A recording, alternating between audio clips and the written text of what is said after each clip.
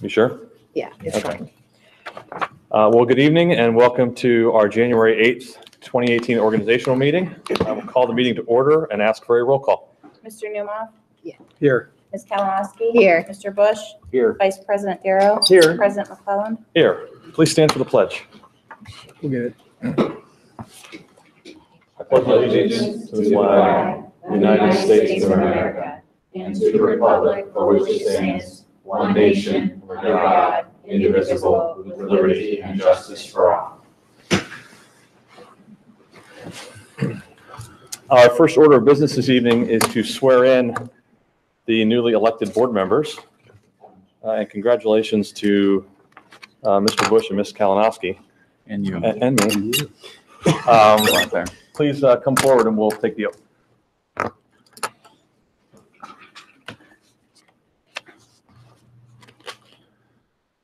Forgot we were doing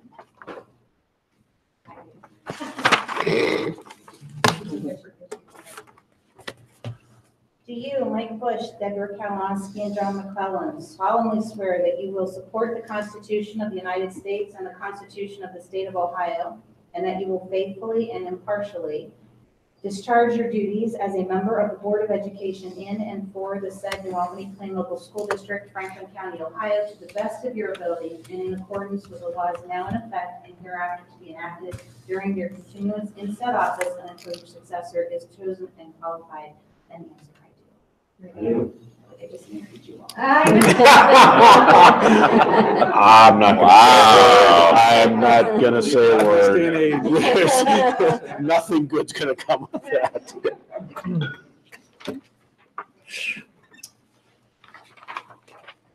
And now to the election of officers for this year. Nominations are now in order for the office of president. I'd like to nominate John McClellan to continue in office as president. John has done an exceptional job as president over the past year. It's been an excellent working relationship, and I'm happy to have him continue as president. Thank you. I accept the nomination. Are there any further nominations? I move that the nominations be closed. With that move, the nominations are closed. Nominations are closed. May I have a roll call, please vote? Roll call vote, please. Mr. Bush? Yes. You have to say John McClellan. John McClellan. Thank you. Vice President Darrow? John McClellan. Ms. Kalinowski? John McClellan. Yes. President Pro Tem McClellan? Who do you? John McClellan. Mr. Newmoff? John McClellan. Thank you all. As elected President Board of Education, I will assume the duties of the office until the next election of officers in January 19. So thank you very much. First, you get sworn in. To be Yes. sworn in again. Okay.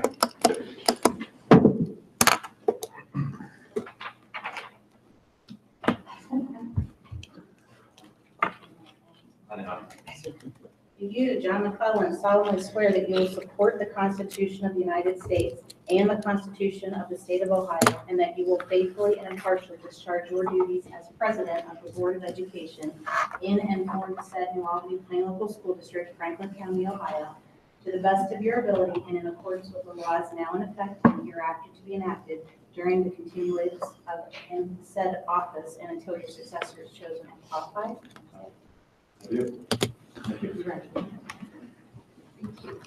I took a picture of me.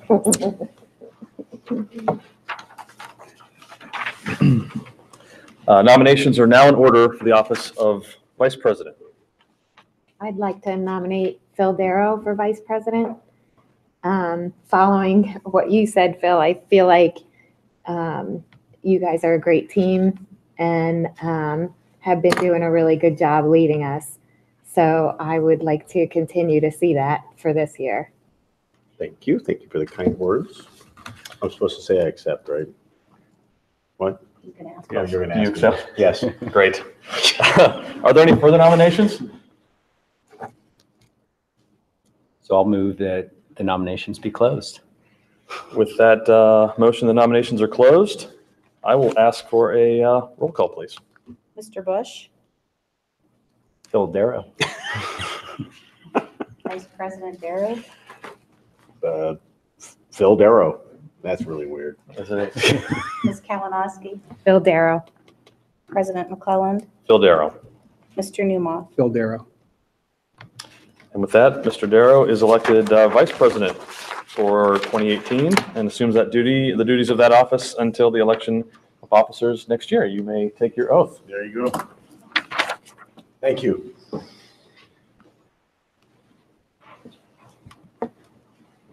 Where do we go? Same place. That's good. Do you, Phil Darrow, solemnly swear that you will support the Constitution of the United States and the Constitution of the State of Ohio, and that you will faithfully and impartially discharge your duties as Vice President of the Board of Education in and for the said New Albany County Local School District, Franklin County, Ohio, to the best of your ability and in accordance with the laws now in effect and hereafter to be enacted during the continuance in said office and until your successor is chosen and qualified? Congratulations.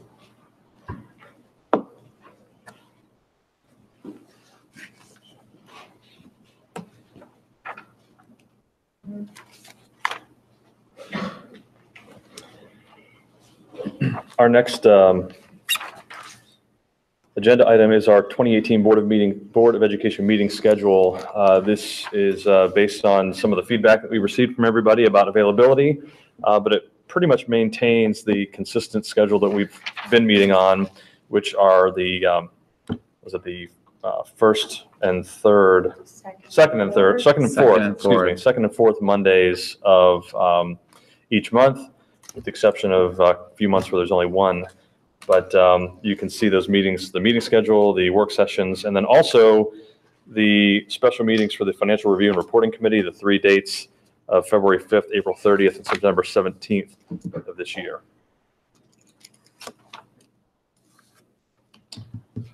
I need a motion that we will accept those dates. So moved. Ms. Kalinowski. Second. Mr. Darrow.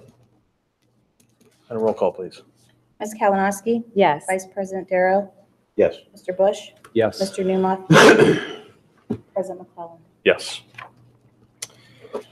This is the moment in time when we have opportunity for public participation.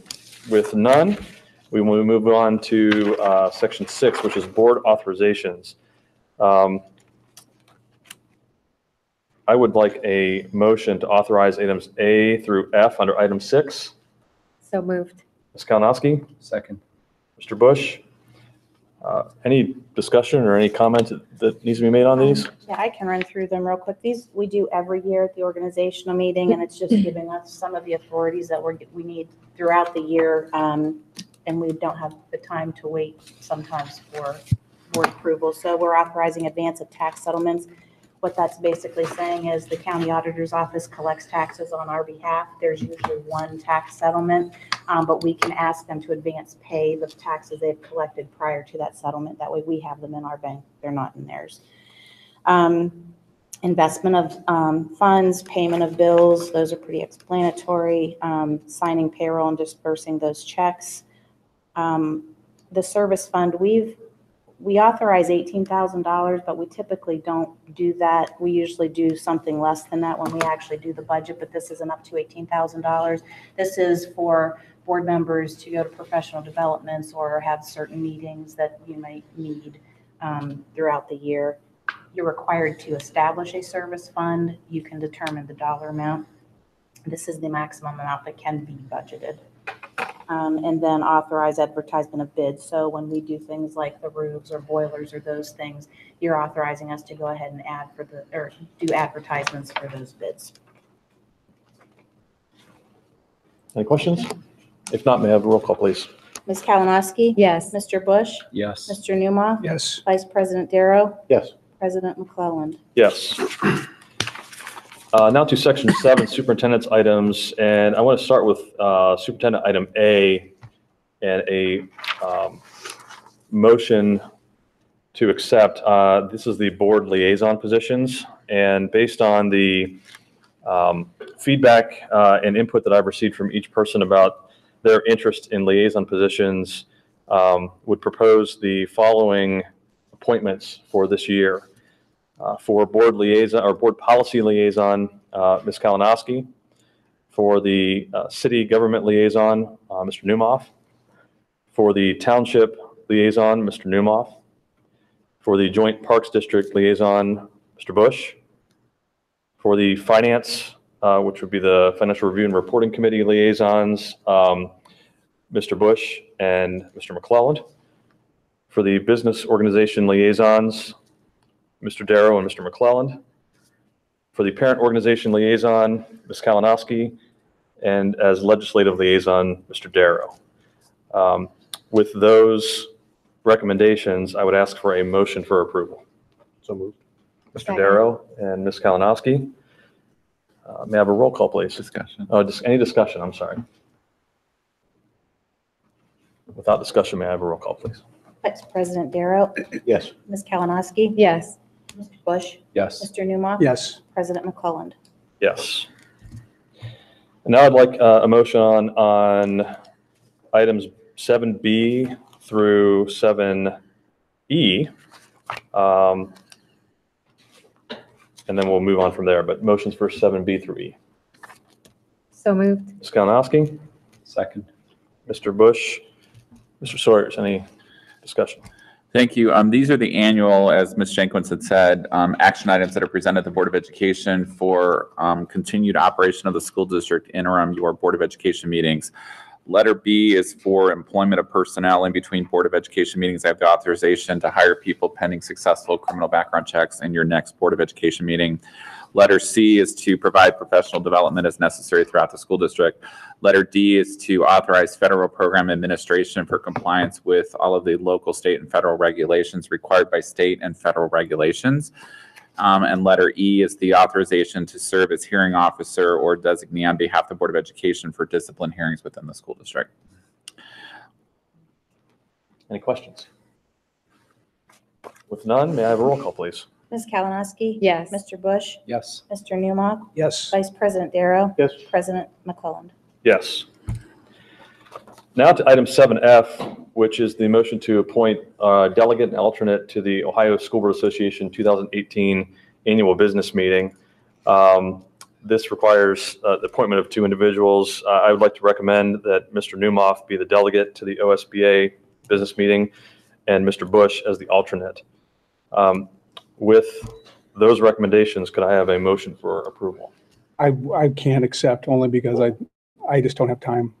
Okay. I've missed that last year. I can't miss that again. Should be somebody else. Okay, then could I modify that then to nominate Mr. Bush as the delegate and Go ahead. Mrs. Kalinowski as the alternate? With that appointment, could I get a motion, please? So moved. Ms. Kalinowski, Second. Mr. Darrow. Any further discussion? Could I have a roll call, please? Ms. Kalinowski. Yes. Vice President Darrow, Yes. Mr. Bush, Yes. Mr. Newmoff. Yes. President McClelland. Yes. And then that brings us to items 7G through K. Could I have a motion, please? So moved. Ms. Kalinowski, Second.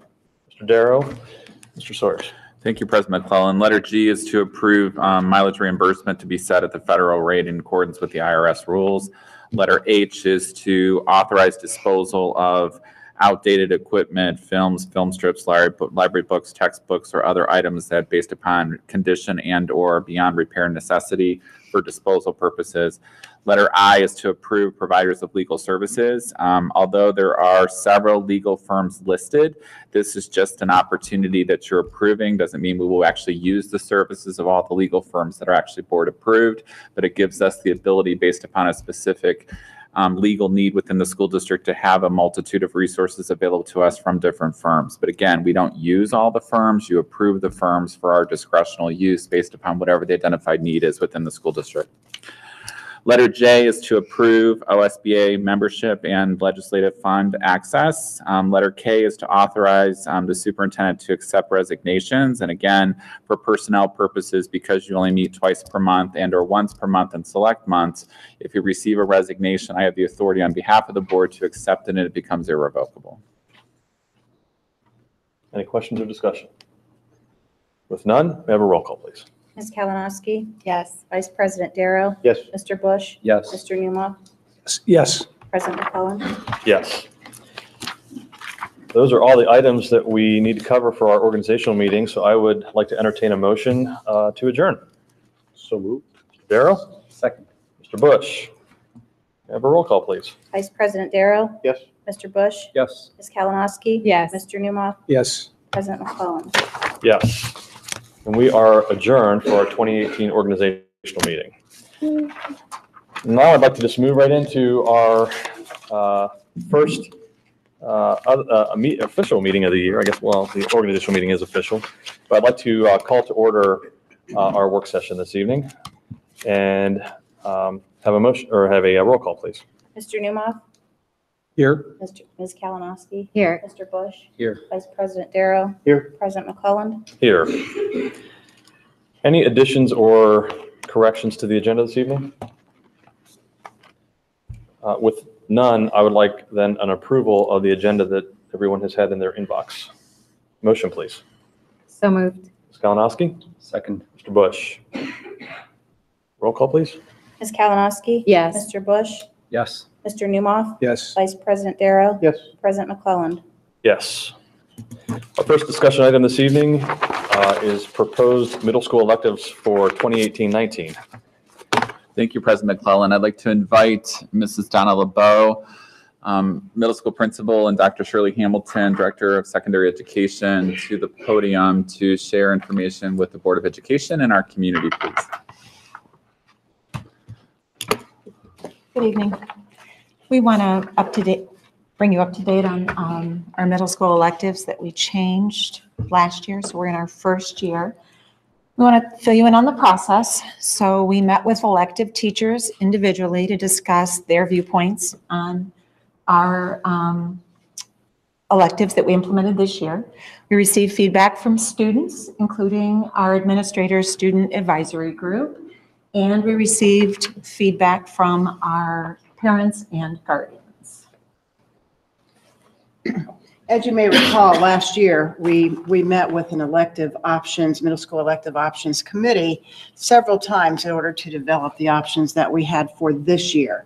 And so we thought it would be a really good idea because there were some things that we wanted to ask them about. We wanted to get their feedback, and we wanted to also see what they thought about some of the changes that we were proposing. So we brought that group back together in November to talk about the way things are that have been this year, kind of a status update, and then also where we're planning to go with our proposed changes. And so we met with them in November, and they were very, very positive about the changes, very positive. And then I also met with the Curriculum Advisory Council in November and talked with them about the proposed changes for the middle school elective options, which you'll see in a minute. And but this has been a process, and they were very positive about it too. Albeit most of those parents were elementary parents, so they didn't really care at this point in time, but there were a few middle school and high school parents there who were very favorable and very positive about it.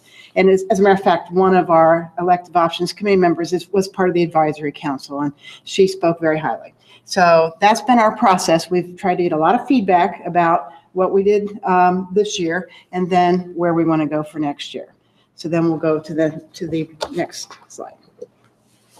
So what we learned this year, quarter-long elective classes are very difficult to schedule. Parent-student feedback that semester art is desired. We got parent-student feedback that life skills is valued. We had parent-student feedback that wellness and/or PE year-long is needed for some students, if desired. Also, the option to earn high school credit is also desired. Classes offered only once are difficult to schedule and have the potential to overload classes and/or limit student choice. And we saw this quite a bit. Teacher-student feedback that 9 weeks is not long enough to explore rich content and build relationships with students and electives. So here are our proposed changes for next year. We'd like to replace grade level courses with skill-based courses in band, choir, and orchestra. We'd like to group students based upon skill level into beginning, intermediate, or advanced courses in band, choir, and orchestra. What happened this year was that we had 5 or so 7th graders who wanted to start band this year, who hadn't taken it as 6th graders. We were able to slide them into the 6th grade slot, being creative with scheduling. We have some choir young men who are singing in a range that allows them to be, well, although they are 7th graders, they can, because of their voice changes, be an 8th grade choir. And so we have allowed that to happen. We have some students in orchestra who, because of their ability, have gone up, and or because of special scheduling, we've been creative with 7th and or 8th grade band because of other scheduling needs. So what we propose is that we allow 7th and 8th graders to be in the same classes together based upon skill. And then we'd like to make all courses semester courses with the exception of global language, band, choir, and orchestra, which remain year-long. We want to offer 4 semester-long art courses that are content and or skill specific. We want to offer 2 semester-long life skills courses that are content specific. We want to offer 1 semester-long global language exploratory course, French or Spanish, and these of course are all dependent upon student choice. We want to offer 2 semester-long tech courses, content specific, so a Tech 1, Tech 2. We want to offer physical education for high school's credit to 8th graders only because you cannot offer it to 7th graders by state law. And we want to offer 4 semester-long wellness courses, content specific. The 4 semester-long art classes are for children who want to take a full year of art in their 7th grade year, or a full year of wellness in their 7th grade year, and then a full year of art or wellness in their 8th grade year. Questions or comments? Would you continue to offer, like I'm thinking about Matthew's schedule, he's got a full year of Spanish on his schedule. Correct. So you would continue to offer? He will go into 1B next year. Okay. And our French kiddos that are taking 1A will take 1B next year. So this is really addressing the wheels. It is addressing the wheels, although we have semester courses in 8th grade that are not foreign language or performance-based, orchestra, choir. Okay. Essentially, it's taking semester courses in 8th grade and making semester courses in 7th and 8th grade. One of the things that we learned from the slide was that we shared earlier was that students want options, but 9 weeks was just too short. And we weren't able to develop the relationships, we weren't able to develop the content, we weren't able to really get things going in 9 weeks' time. And so that was, and then there were scheduling issues with the wheel. So those were the downfalls of the wheel, which, you know, we learned a lesson from that. It was a great concept and it's a great idea and everybody loved it and we tried it. And we provided options for students and lots of, different items for them to do. And we're still going to do that, but we're just going to offer them in semester classes, if that makes sense. Thank you for all the work that went into this. And I could only imagine the scheduling around the wheels was probably super challenging. One other question I had is, did we end up dropping anything out of all the things we were offering? We did not. Okay. I'm concerned that we may Based on eventually. demand or? Based on demand or lack of demand or Okay. uneven demand. Mhm. But the students will still have hybrid choices, correct? Absolutely. So that was the original premise that came out of the committee work and working with the parents and the committee and the students, was they wanted the opportunity to have choice in the selection. So I think that's the most important thing. I want to make sure it's clear that during the registration process, and there'll be a curriculum night specifically for 6th and or 7th grade families, because it'll be a little bit different for incoming 7th graders than promoting 7th graders to 8th graders. But at the curriculum night, you'll explain that there's still choices available and they'll go through that during the registration process, correct? Correct. we'll have a parent night, and then we'll go into classrooms in the intermediate school and into our 7th grade classrooms as well, like we did last year. We'll probably have I think we have 2 on the books scheduled, and then one day for parents who prefer that. Are those at the end of January, early February? End of January, yes, sir. So just so families know that that's coming, because that's something that happens annually. Once we come back from winter recess, we're concluding the current school year while we're planning for the next school year simultaneously.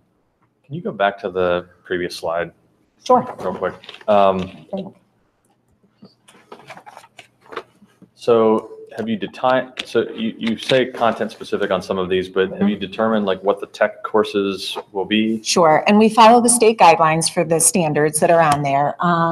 But we have the first tech course is more of a understanding technology, understanding design of technology, creating. The second one is more of a robotics bent.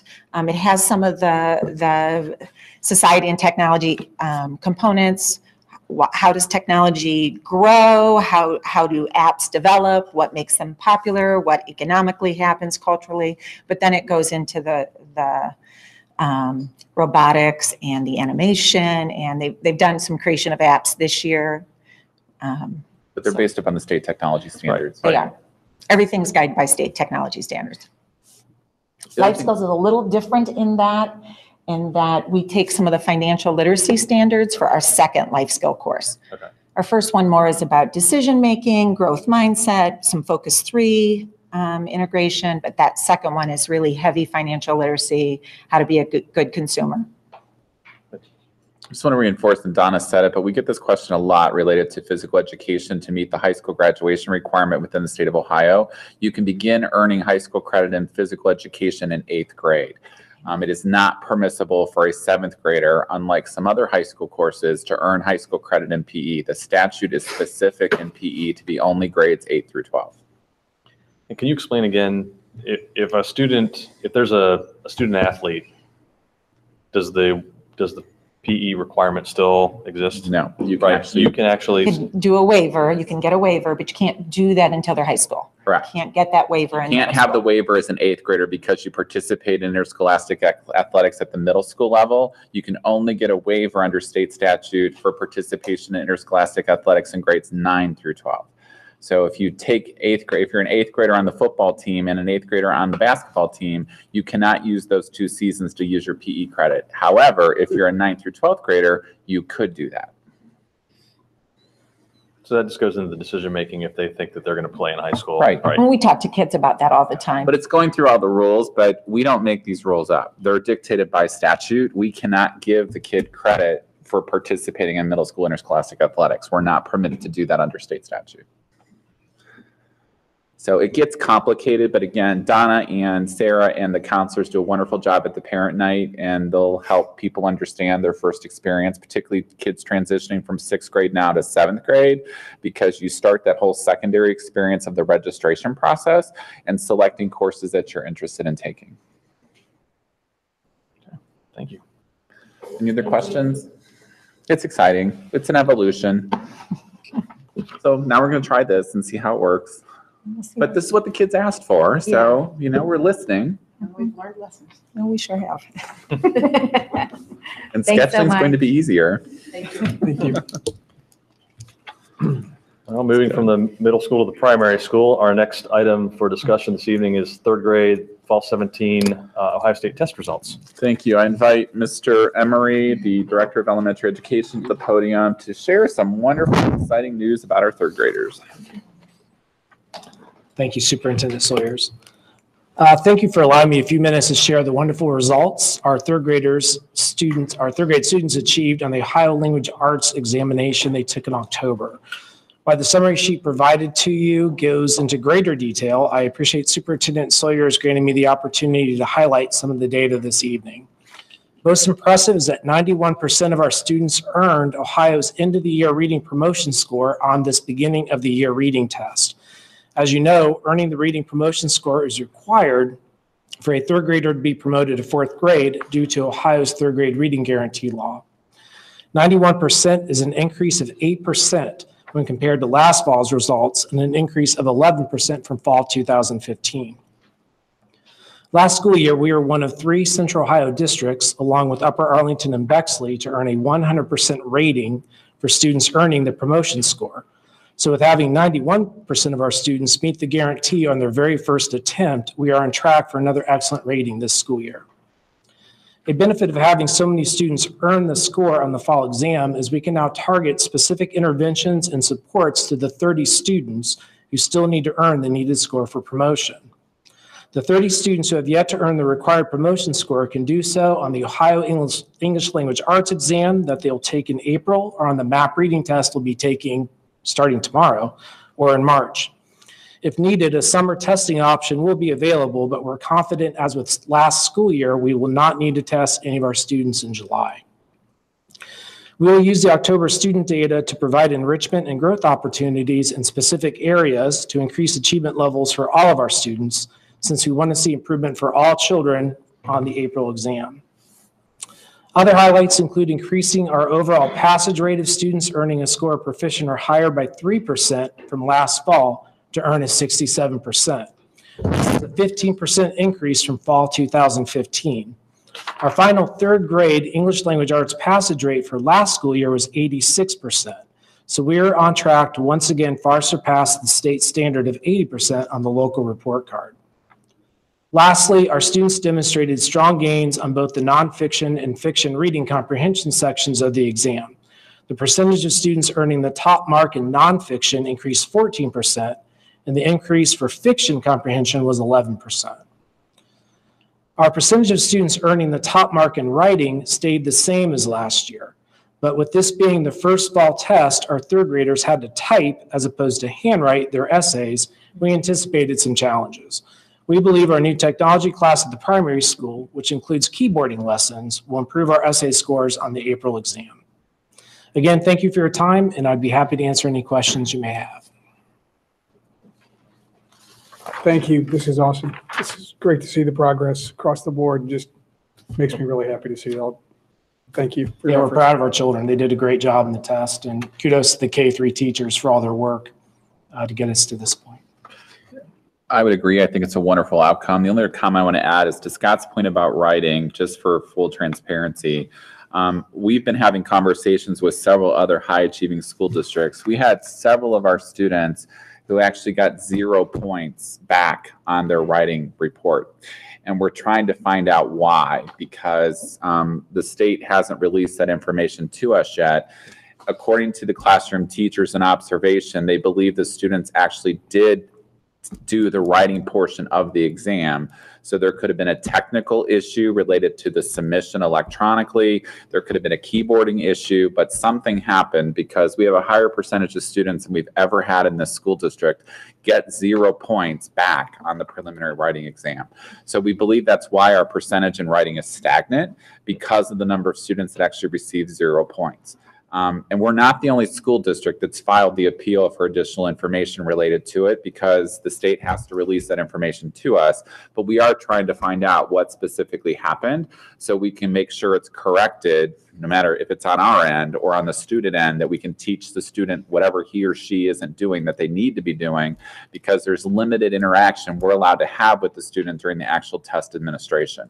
So it is their examination and they have to facilitate the process. So if it's a technical issue, we want to make sure we correct it. But there are several other Central Ohio school districts that are high achieving that also filed appeals to find out, because they actually have a greater percentage than we do of students that did not receive any points. Fair? That's fair. Yeah, the essays were 10 points, and on a 36-point test, that's a big percentage of the total points. It's huge. As Superintendent Sawyer suggested, we had 14% of our students come back with 0 out of 10. And last year, we only had 6 students, which was 1.5% of our students come back 0 out of 10. Our teachers can specifically remember many of these students typing on their keyboard, submitting essays, but Jessica Myers has been working with the test vendor to find out whether or not they received a 0 based on a written submission or a blank submission. Many of our students are coming back as blank submissions when in fact we recall they were typing something into the computer. So we really believe our passage rate would have been significantly higher if the essay wouldn't have been a factor in the student scores.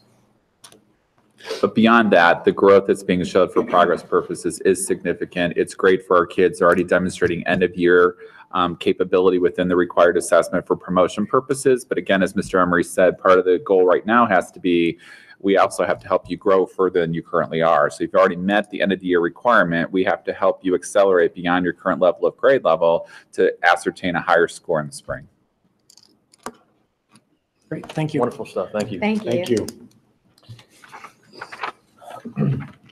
We have one board policy to discuss this evening on class rank.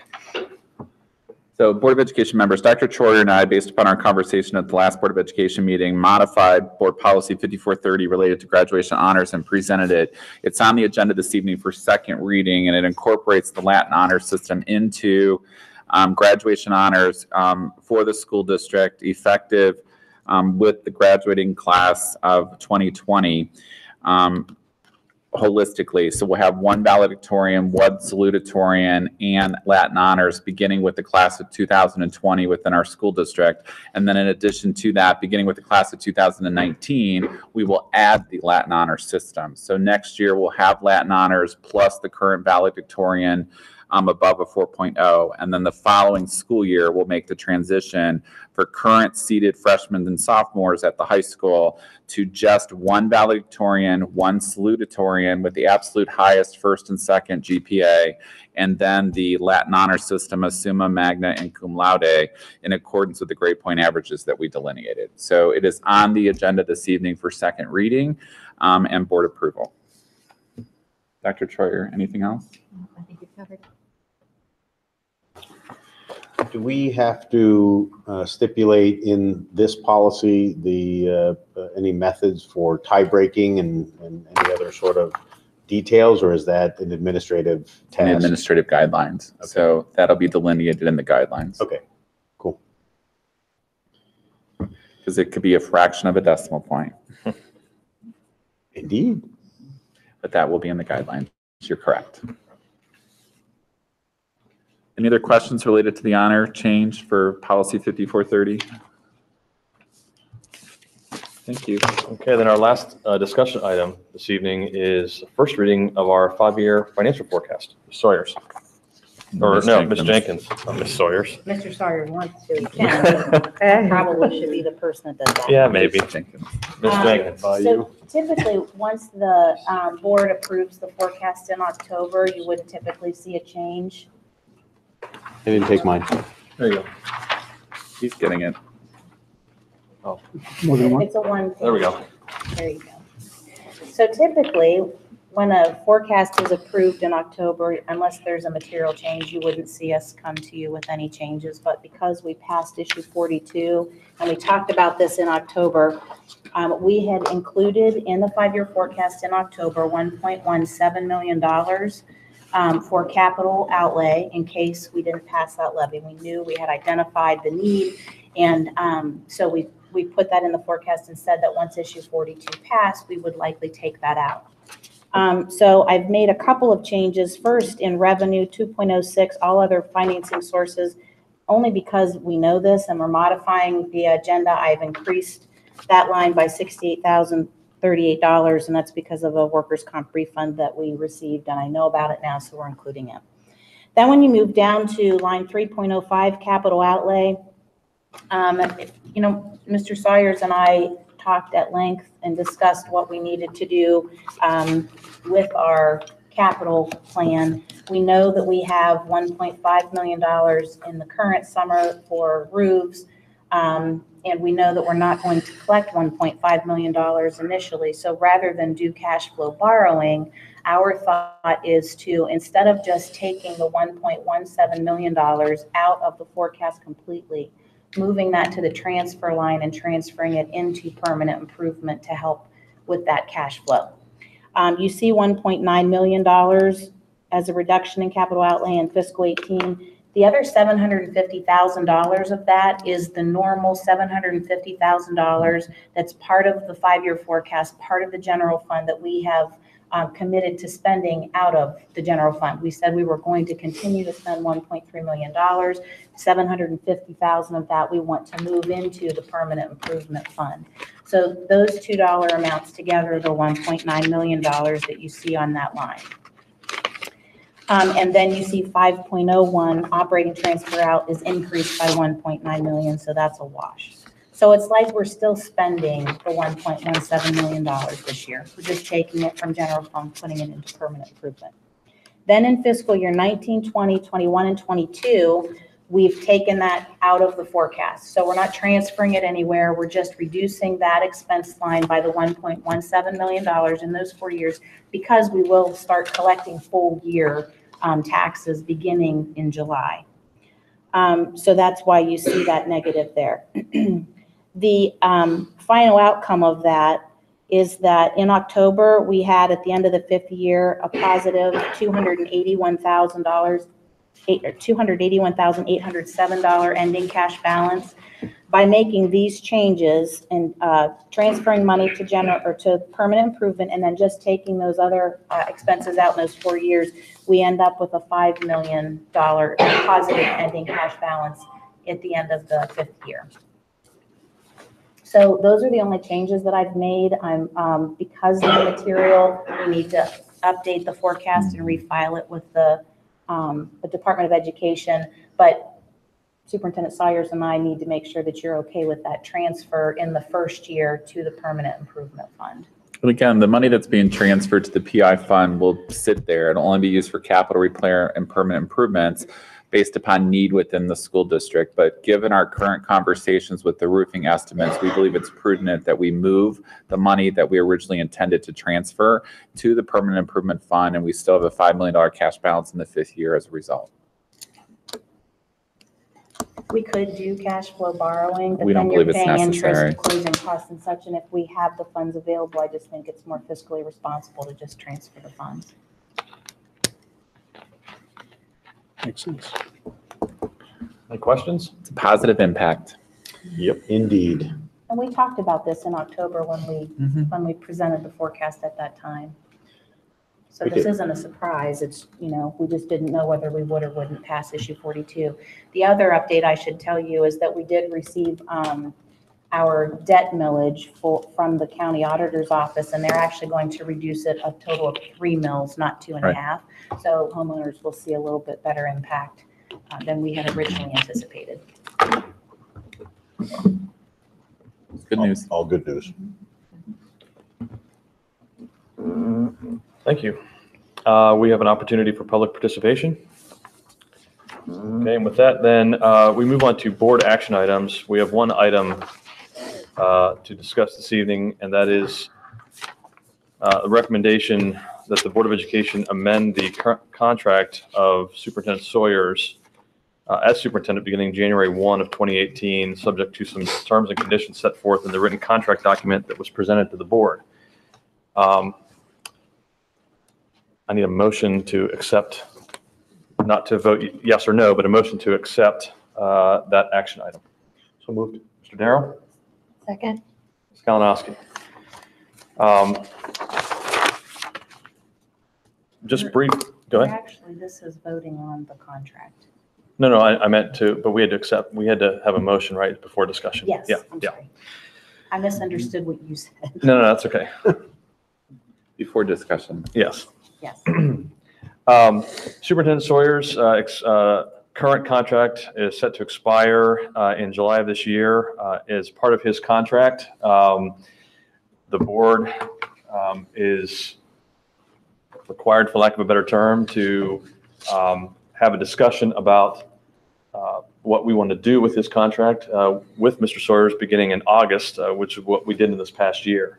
Mr. Darrow and I spent some time in initial discussions with Mr. Sawyer's about extending his contract, and I can talk plenty about that, but I don't know, Phil, if you would like to make a few comments about the process and where we are and what we came up with. Sure, you want to turn it over to me? Yes, I do. Because I'm just going to start talking.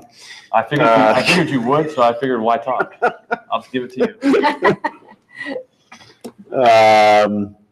So certainly President McClellan is correct that we have an obligation under the contract to consider these things. And even if we didn't have the obligation, frankly, revisiting Michael's contract is the right thing to do. I have studied leadership for 35 years, and I can honestly say, outside of a couple of people that I've worked with in business, I haven't encountered a better leader, a more competent and strong leader than Mr. Sawyers.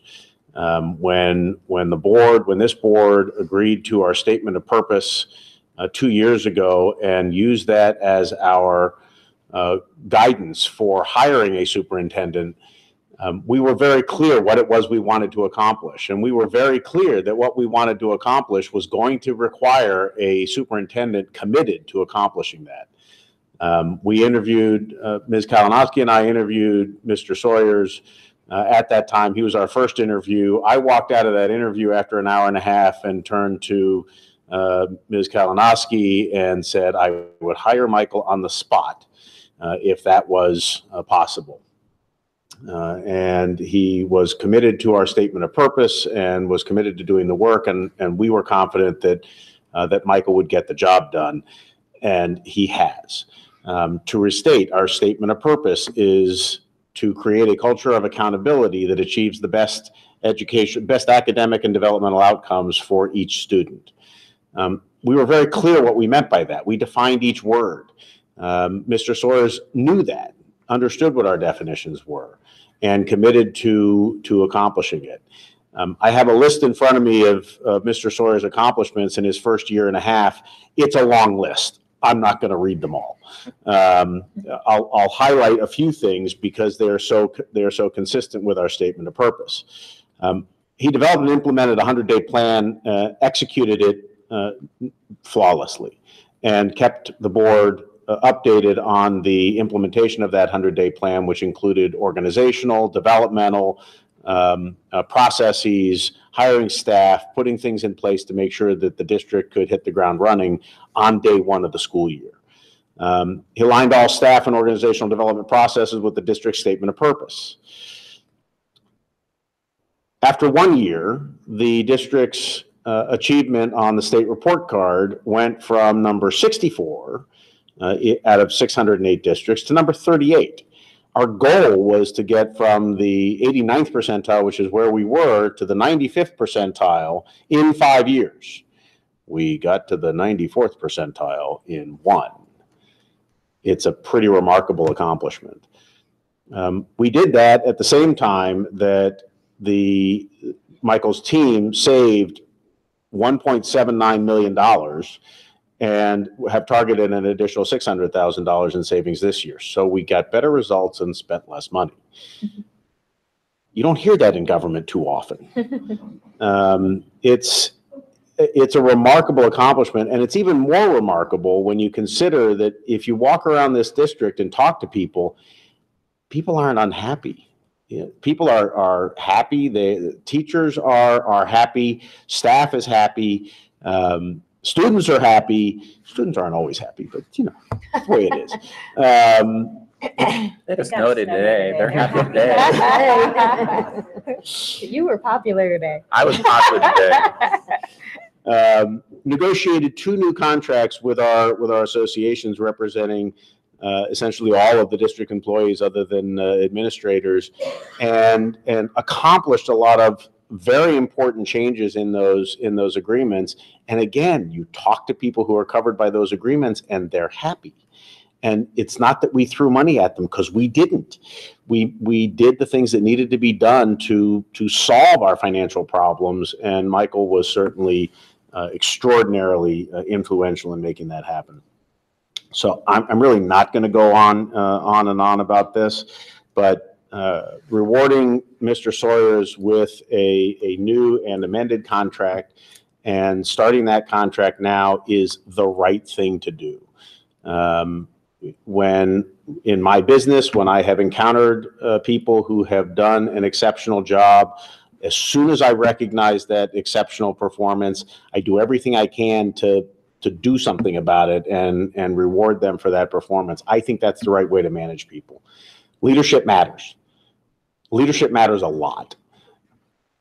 People who haven't studied leadership oftentimes think that, well, you know, you're just the boss. I mean, you tell people what to do, but that's really not how it works. You know, I've been chief executive of my company for 20 years, and people say, well, you're the CEO, you can do whatever you want. I'm like, really? I don't know what that job is like, because that's not how leadership works. There's a lot more to it than that, and Michael exemplifies what leadership is all about, and I think he's earned this contract. I think this district deserves Michael's services. The money is exceptionally well spent. When you can spend a little money and save a whole lot more, boy, that's a really good deal. And get better results at the same time. That's a really good deal. I think I'm done. Well stated. I would only add, outside of the district, as I talk with community leaders or anyone else who has encountered Michael, it's not only, wow, the incredible achievement, but people say it doesn't matter what we're talking about. It could be any topic. Michael Sawyers is always the most prepared, most knowledgeable, ready to answer any question, always has seemingly the right answer. It's just, in addition to the accomplishments inside the district, he's just as accomplished outside. And there isn't, I don't think, anybody that could be a better leader for our district right now. And so I think very well deserving of that recognition and an amendment to the contract. Thank you. There isn't much more to say, but I do want to chime in. And, you know, I was thinking about when you and I first interviewed Michael too. And for one thing, the time flew. I think we were together an hour and a half to 2 hours. And it just felt like you were taking the words out of our mouth in terms of what we were hoping for and dreaming for the district. And, you know, the thing that struck me, Michael, was you had so much heart and passion for it. And it came through so quickly when you sit and talk about students with you. And you've just been able to breathe life into our statement of purpose and bring it to life in the culture of the school. And I'm so excited to be able to extend your contract, and so grateful to you for all the things you've brought to our district. And I know that you've also built an incredible team to help us achieve the results we're achieving. And I'll just echo what Phil said. I spent a lot of years coaching senior leaders, presidents of businesses, and you kind of see a pattern with exceptional leaders. And you have demonstrated all the qualities of an outstanding leader. I agree with Phil. Just so impressed with your ability to build a team, to drive for results, to always put students first, and to lead this team. So thank you so much. Thank you. There's really nothing left to be said now, right? Spike the football. Yeah, results, community, students, staff, leadership. So, you know, all I can say is thank you, Michael. And yeah, I couldn't be any more in support of your contract. Thank you very much. Thanks for all you've done. And I know you know it's a continuous improvement plan. So It is. it's been a great ride these last couple of years. You know, that's why we get involved, to try to help the district from an academic standpoint, from doing everything we can for our kids, from the sustainable finance. And again, you've helped us, you've led us this far, and we know we're only going further. So we really do appreciate everything you've done and the team that you build around you. I know, we're all leaders in our respective things that we do, and we don't do it alone. And I know this team and the others, all of our teachers, our entire staff, but it's, again, I'm not going to quote, it takes a village, but it does. And I know that you've aspired to that philosophy. So thanks for all you've done. I'd just like to say thank you. I'm very honored to continue to serve as the superintendent of the New Albany Plain Local School District. You're correct. I'm one person. I'm like the Pied Piper. I have a wonderful team. We put incredible people in places across the school district. I'm fortunate to work with all these people every single day. There's 600 plus adults that come to school every single day for the benefit of working with 5,000 kids. We're lucky because we have one of the best jobs that you could ever want, is to be in an environment where you get to be with kids every single day. And there's some days that they try our patience, and there's some days they push us just like a parent does at home with our own children. But the reality is there are kids, and we're very, very fortunate as a school district. I'm very honored to continue to serve the school district as the superintendent. And I agree with Mr. Newmoff. We're just starting. So there's a lot more that we have to do on behalf of kids. So we're going in the right direction, and we will continue to forge ahead in the right direction. We're seeing evidence of that. And again, I'm just one person helping to make that happen in this giant system of educating 5,000 kids every single day for our community at large. So we are very lucky, but thank you. I appreciate the confidence from the Board of Education and am honored to serve. With that, may I have a roll call? Vice President Darrow? Yes. Ms. Kalinowski? Yes. Mr. Bush? Yes. Mr. Newmoff? Yes. President McClelland? Yes. Congratulations. Thank you. That brings us to superintendent's items, A through D. Can I have a motion, please? Mr. Bush. Second. Mr. Darrow. Thank you. Mr. Sawyers. Thank you, President McClellan. Number one, this evening, Board of Education members are stipends for certificated staff members for various professional development activities that we're hosting across the school district in accordance with the negotiated agreement. Number two this evening is approval of a resignation for a change in department head at the high school. We're going from a co-situation to a singular situation based upon other activities that the teacher's going to be involved in during second semester. So it's voluntary at his choice, but it's just a restructuring at the high school for a shared role that's becoming a singular. Items number 3, 4, and 5 are standard employee personnel action items that appear for the Board of Education, including resignations since your last meeting. Number 6 is volunteer coaching approval. Number 7 are contracts for new staff members that we're welcoming for second semester based upon resignations that we received at the end of first semester to continue to facilitate needs for students with special needs. Number 8 this evening's approval of the academic supplementals since your last meeting. And then the track renovation is under general business this evening for number 1. This is an additional expenditure for final bill received in relationship to the track installation for renovation purposes. We have to increase the dollar amount associated to the French drain. So we were very specific in the original information we had provided, but based upon the final bills that have been received and the settlements that Ms. Jenkins and I have gone through with the contractors, we are in agreement that there's an increase necessary for the French drain work that specifically happened for the track renovation. Letter C is board policy for 5430 that I previously spoke about for graduation honors. And then letter D are the approval of the summer camp rates for the Eagle Summer Day Camp. You know, we host a camp for our school community on our school campus throughout the summer. Mrs. Parker has met with Mr. Emery, Dr. Troyer, myself, and Ms. Jenkins to go through all of the registration information because we're actually going to start the registration process. But to do that, we have to approve the necessary fees based upon all the student activities. So these are all-inclusive rates. We don't charge extra. The kids go on field trips weekly. So we've built all of those costs into it based upon our analysis of last year's camp, which was extremely successful with over 200 students participating. We're anticipating a like problem this year that will be oversubscribed. So it's a great problem to have that actually parents are looking for activities for their kids throughout the summer. And unlike other programs, our summer camp, you can choose to attend 1 week, you can choose to attend 10 weeks. You can attend weeks at different points in time throughout the summer. So we register students on a weekly basis to make it available to families, depending on your summer calendar, your vacation schedule, or what the specific activities are planned for that week. All that's part of the registration process up front.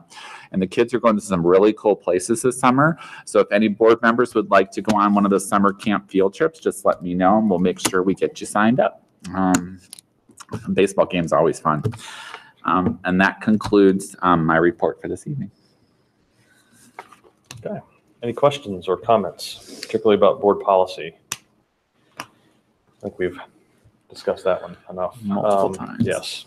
May I have a roll call, please? Mr. Bush? Yes. Vice President Darrow? Yes. Ms. Kalinowski? Yes. Mr. Newman? Yes. Sorry. President McClellan? Yes. Before we close, can I say one other thing? Yes, sir. President McClellan, members of the Board of Education, there's no superintendent's update on tonight's agenda, but I just want to make one comment because it's timely to today's events and related to Calamity Days.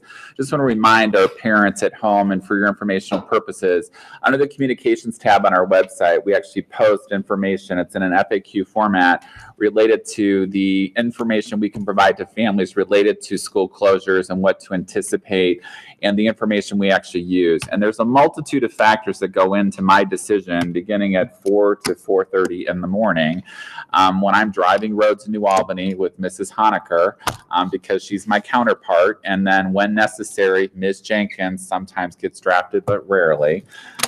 She's not my 4:30 fan, but Mrs. Honaker and I are having conversations when we're driving around at 4:30 in the morning, assessing road conditions. So it's road conditions, ambient temperature, wind chill. There's a variety of factors. I received a few inquiries after the cold Arctic chill came through last week. Coldness alone will not close the school district. So it's a combination of the ambient temperature with the wind chill factor. And there's actually, we use it from the National Oceanic and Atmospheric Administration for the National Weather Service. There's a wind chill chart that's actually on our website that we actually post. This is one of the things that I'm looking at 4:30 in the morning when Mrs. Honaker and I, beyond road conditions, when I'm looking at temperatures and having conversations with other schools in our local community that surround us, or the city of New Albany for road conditions, the township for road conditions. We're driving around looking at road conditions. Temperature alone will not close the school district. So everybody wants to know what's the magic number. I'm just going to tell you it's got to be -20 to -25 with combination of the ambient temperature and the wind chill. It's a 30-minute exposure. If you could get frostbite in less than 30 minutes, we're probably going to delay school minimally. And that's a process that we go through, but there is no magic temperature. So on our website, people will see, because it's been there, we post when you're in the neighborhood of -25, it's a conversation to be had. Today's conversation was very simple because of ice. Ice is completely different than ambient temperature and wind chill. Ice is a safety issue because we have students that walk to school that can't get to bus stops safely. It becomes a safety issue. So by 5 o'clock this morning, after conversations with probably 15 superintendents, we all closed kind of simultaneously because I talked to Mrs. Honaker about 5:05 today. So it starts very, very early. We will normally let you know by 6 o'clock in the morning. We typically don't go beyond 6 o'clock because we have buses that actually leave the bus garage by 6:25. So I have to make sure that those students know not to go to the bus stop because they're getting picked up at 6:25. Do you guys do a conference call, or are you guys all just smiling and dialing all over? We're actually on usually a voice call, honestly. So it's on the car phone or on my cell phone, but we're talking to each other and we decide who's going left, who's going right, which side of town are you on, which side of town am I on. We split sides of town. If she finds a problematic area, I go look at it, or I call the city of New Albany and say, hey, listen, this is the only area that I found. Can you send a salt truck here? Because it means I get to stay open, which does not make people happy. But the city of New Albany does a phenomenal job of keeping our roadways clear, which our kids don't want to hear. It's kind of funny. We were talking about kids. Today, they're extremely happy because we closed. Last Thursday and Friday, I got some emails from students in the school district helping me understand why it was not a good idea for them to come to school when it was cold. And I politely responded back and helped them understand the process by which we go through. And if one of them wanted to join me at 4:30, I would coordinate with their parents, and they're happy to go on the road trip if we need to do that. But it's an adventure. We have a good time when Mrs. Honaker and I are out checking out the roads. So the information's on our website. It's under the communications tab. But again, there is no magic temperature. But I will tell you, just like every other superintendent would say, when you're in the neighborhood of -20 to -25 with ambient temperature and wind chill, you have a frostbite exposure issue. So we will pay attention to that. When it's just 0 degrees with no wind chill, you should expect to come to school because we live in a place called Ohio that has winter. And you should plan to come to school. Dress appropriately would be my other tip, because I will be honest and tell you, and the principals are shaking their heads. Last Thursday and Friday, I stood on the sidewalk. Mrs. LeBeau was outside doing traffic duty for drop-off. We counted the number of students that had shorts on, and there were a lot. No, there are a lot of kids wearing shorts and no coat. They wear a hoodie. So middle school and high school kids, shorts and hoodies, even last Thursday and Friday. So when I sent out my email that Mr. Galloway helped me with, I encouraged appropriate dress because shorts and a hoodie at a bus stop, not appropriately dressed. It was a little cold for that. But again, Maybe they would have only had choice. Maybe they would have only had a T-shirt if you hadn't sent the. But we have kids that wear shorts and hoodies today, even when it's cold.